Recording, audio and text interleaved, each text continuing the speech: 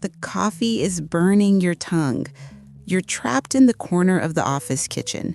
Your boss's boss just asked you how your weekend was. It's a simple question, but the words have turned to smoke in your mouth. Your mind, once a perfectly capable place, is now just static. All you can hear is the hum of the refrigerator and a voice screaming, "Everyone is waiting. Everyone can see you're a fraud." If this feels familiar, you're not alone. And more importantly, you are not broken. Let's be honest. You've probably watched a dozen videos just like this one. You've done the research. You understand the theory. You can probably lecture me on the 4 cognitive distortions that fuel social anxiety, from catastrophizing to post-event rumination. And yet, in the actual moment, trapped in that office kitchen, all that knowledge vanishes.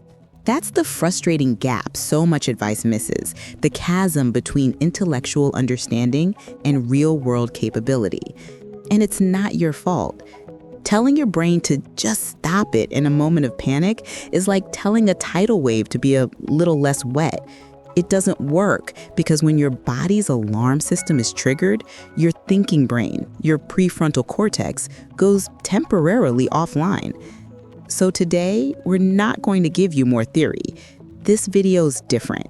This is a practical, tactical field guide. A cognitive first aid kit with 5 simple, drillable techniques you can use to get through a conversation when your brain shuts down. The goal here isn't to be more confident.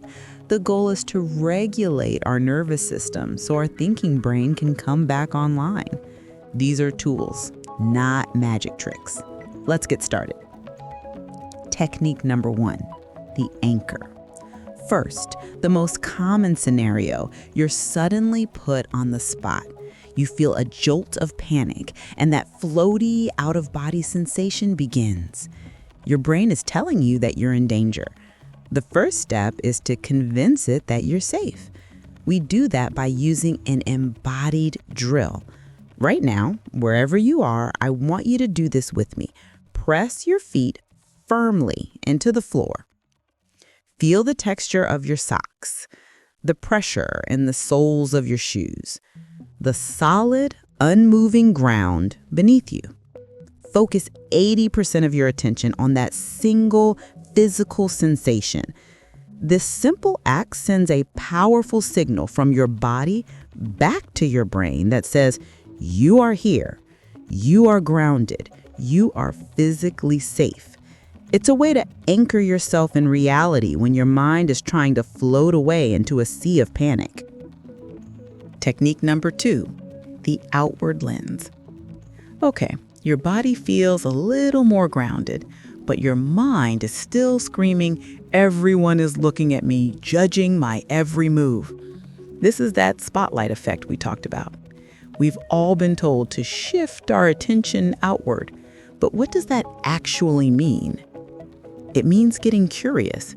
Your mission is to find one specific, unexpected detail about the person you're talking to or the environment around you. Don't try to listen to their whole story. That's too much pressure.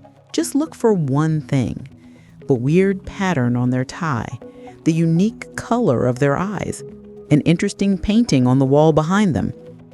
When you consciously focus your attention on finding one small detail, you are biologically incapable of simultaneously focusing on your own internal monologue of fear.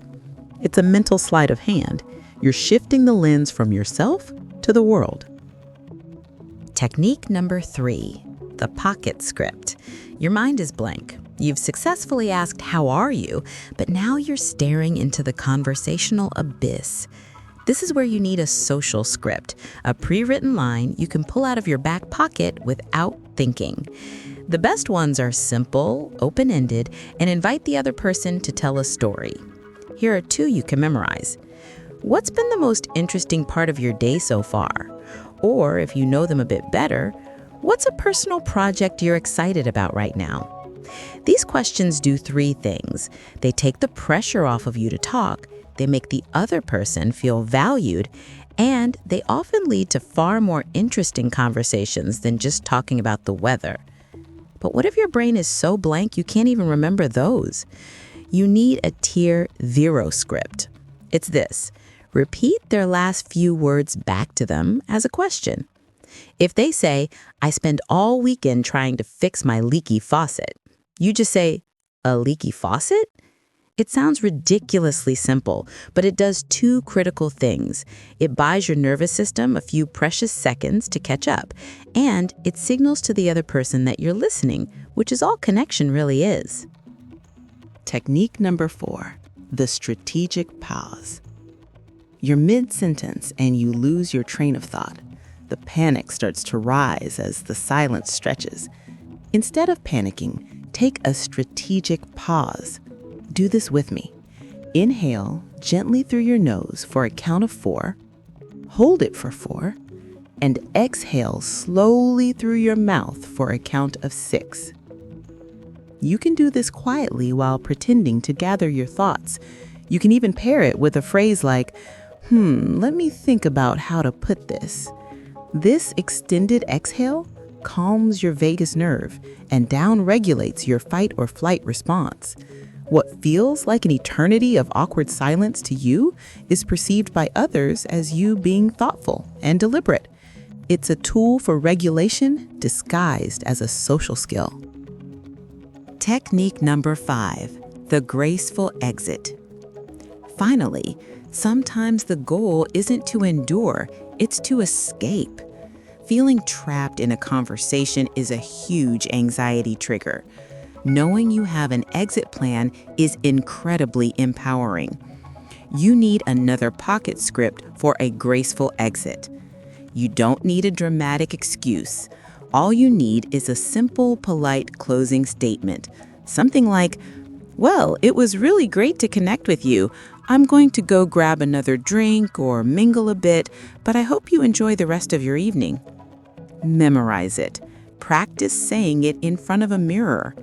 Having that phrase ready gives you back a sense of control, which is the exact opposite of what anxiety wants you to feel. So let's quickly recap. The anchor, the outward lens, the pocket script, the strategic pause, and the graceful exit. These aren't tricks to hide your anxiety. They are skills to manage a physiological response. For years, you may have believed that the problem was your personality, that you were fundamentally awkward, boring, or broken. This is the lie of anxiety. The truth is, you haven't been failing at a personality contest. You've been fighting a neurological battle without the right equipment. This toolkit is the great equalizer. And because practice is everything, we wanted to give you something to take with you. We've created a free one-page PDF called the Social Conversation Cheat Sheet. It has these techniques, plus a few extra conversation starters and grounding reminders that you can keep on your phone. Use it before your next social event.